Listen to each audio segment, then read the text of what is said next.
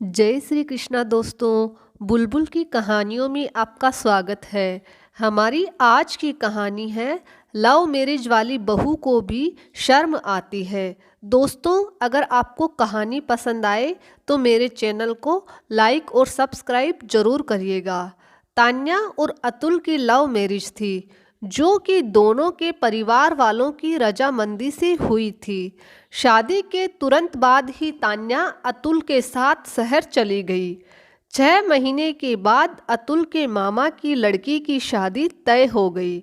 अतुल अपनी ममेरी बहन के बहुत करीब था और दोनों भाई बहन में बहुत ही प्रेम था। इसलिए अतुल ने 20 दिनों की छुट्टी लेकर अपनी मामा के घर जाने का फैसला कर लिया। तान्या भी बहुत खुश थी। शादी के बाद ससुराल में किसी समारोह में शामिल होने का यह उसका पहला अवसर था। वह सभी से मिलने के लिए बहुत उत्साहित थी। तान्या खुशी खुशी जाने के लिए तैयारियां करने लगी। उसने सबके लिए अतुल से पूछ पूछ कर अच्छे अच्छे उपहार लिए। उसकी भागादौड़ देखकर अतुल भी बहुत खुश था और शॉपिंग में बराबर उसका साथ भी दे रहा था। निश्चित समय पर वह दोनों अपने मामा के घर पहुंच गए। वहां पर तान्या की सास प्रभा जी पहले ही पहुंच चुकी थी। उन्होंने प्यार से गले लगाकर अपनी बहू का स्वागत किया। प्रभा जी खुशी से चहक रही थी। आखिर इसी बहाने उन्हें अपनी बहू के साथ पहली बार समय बिताने का मौका जो मिला था। अतुल के मामा का घर गांव में था। घर के आगे और पीछे दूर दूर तक खेत खलिहान थे। उनके घर के दाहिनी तरफ थोड़ी ही दूरी पर एक कुआं था। आसपास का वातावरण देखकर तान्या बहुत खुश हुई। उसे ग्रामीण जीवन बहुत आकर्षित करता था। थोड़ी ही देर में प्रभा जी तान्या और अतुल के लिए चाय नाश्ते का इंतजाम करके आई। अतुल चाय पीने के बाद नहाने के लिए चला गया। थोड़ी देर में अतुल की मामी जी कमरे में आई और बोलने लगी, बहू तुम भी नहा धोकर तैयार हो जाओ। जी मामी जी, बाथरूम कहाँ है? तान्या ने बड़े ही अदब से पूछा। देखो बहू, बाथरूम तो हमारे यहाँ नहीं है। सब कुएं पर ही नहाते हैं। तुम भी वहीं चली जाओ। इतना बोलकर मामी जी कमरे से बाहर चली गई। तान्या ने प्रभाजी की तरफ देखते हुए कहा, मम्मी जी, मैं बाहर कुएं पर कैसे नहाऊं? मुझे बहुत शर्म आ रही है।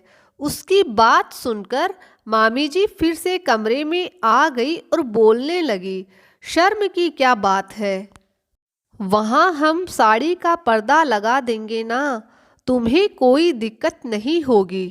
प्रभा जी, जो हैरानी से अपनी भाभी की बातें सुन रही थी, वो बोल पड़ी, लेकिन भाभी, बहू को कुएं पर भेजने की क्या ज़रूरत है? यहाँ जो भी कुएं पर नहाने में असहज महसूस करता है, वह पड़ोस में रहने वाले चाचा जी के घर बने बाथरूम में चला जाता है ना। बहू को भी वहीं भेज देती हूँ। अरे, इसमें इतना नखरा करने की क्या ज़रूरत है? तुम्हारी बहू ने तो लव मैरिज की है ना, तो कुएं पर नहाने में क्या तकलीफ है? अब प्रभा जी की सहन शक्ति जवाब दे चुकी थी। उन्होंने कठोर शब्दों में कहा, बस करिए भाभी, लव मैरिज करने का यह मतलब नहीं है कि बहू में शर्म और लिहाज नहीं है। मैं मानती हूँ कि बहुत सी औरतें तालाब या कुएं पर पर्दा डालकर नहा लेती है, लेकिन अगर मेरी बहू उसमें असहज महसूस कर रही है तो आप यह बिल्कुल भी नहीं कह सकती कि उसने प्रेम विवाह किया है। इसलिए उसमें शर्म ही नहीं है। आपको बात को इतना बढ़ाने की ज़रूरत ही नहीं थी। मैं जिस बाथरूम का प्रयोग करती हूँ, बहू भी उसी बाथरूम में जाएगी। बस इसके आगे मुझे कुछ नहीं सुनना। इतना बोलकर वह तान्या का हाथ पकड़कर उस कमरे से बाहर निकल गई। तान्या की आंखों में आंसू थे। वो भावुक होकर अपनी सास के गले से लिपट गई और उन्हें धन्यवाद करते हुए कहा, आपने मेरे मन की बात समझकर मेरे लिए आवाज़ उठाई। ऐसी सास सबको मिले जो एक बहू का मान रखे। पगली है तू, मुझे धन्यवाद क्यों बोल रही है? तेरी जगह अगर मेरी बेटी असहज महसूस करती तो क्या मैं उसके लिए आवाज़ नहीं उठाती? प्रभा जी ने तान्या के आंसू पोंछते हुए कहा। आज सास बहू के रिश्ते में विश्वास की डोर और भी मजबूत हो गई थी। दोस्तों, प्यार करने का मतलब यह नहीं होता कि उस लड़की में शर्म लिहाज नहीं है। यह सब बातें दिल को बहुत दुख पहुंचाती है। तो दोस्तों, कैसी लगी मेरी आज की कहानी?